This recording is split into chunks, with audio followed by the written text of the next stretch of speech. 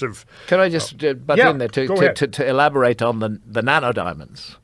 This is one of the reasons we know that there was a series of airbursts and bits of a comet that hit the Earth 12,800 years ago, because all around the world there is a layer in the soil. You can go down to Murray Springs in Arizona. There's a draw that was cut by floods there, and along the side of the draw you can see a line in the earth about the width of a human hand, and that is the Younger Dryas boundary. And it's full of what are called impact proxies, things that could only be created by the massive heat and shock of an impact of an object from space. And those include nano-diamonds, these tiny diamonds which we would not see without high-level tech allowing us to see down into the minuscule world. That's it. That's Murray Springs. That's the Younger Dryas boundary layer at Murray Springs. Which one's the layer?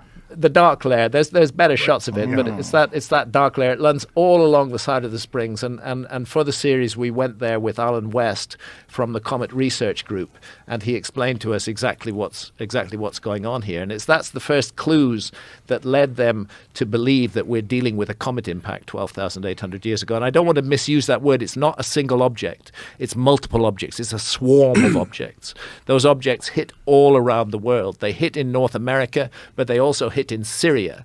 Interestingly, there's a site called Abu Huraira, which is very near to Göbekli Tepe in Syria, which was hit by what they believe was an airburst of a fragment of a comet. If we go back to 1908, June 1908, many people will know that an event took place in Siberia. It's called the Tunguska event.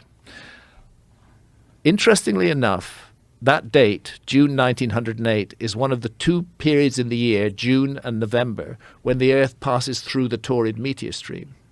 And what happened there was that an object that's estimated to have been about 100 meters in diameter blew up in the air over Siberia. It flattened 2,000 square miles of trees. It was an uninhabited area. Nobody was killed. But if that had happened over a major city, it would have been cataclysmic. And that was just a small bit. And it left the same traces in the soil, the same nano-diamonds, the same evidence of... Another really intriguing thing is melted quartz. It takes temperatures of 2,000 plus degrees centigrade to melt quartz. And you find melted quartz all over this Younger Dryas boundary layer.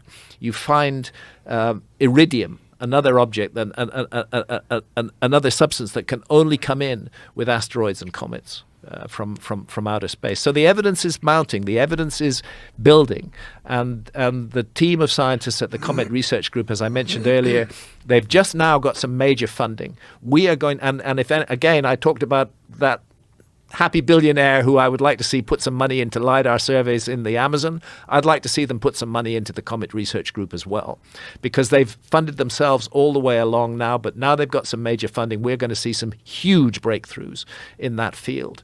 And it doesn't matter how much other scientists dislike what they're doing, they are giving us the data. The data ultimately is what matters, not people's opinion. And the data speaks to a gigantic worldwide apocalypse 12,800 years ago. Jamie, can I have the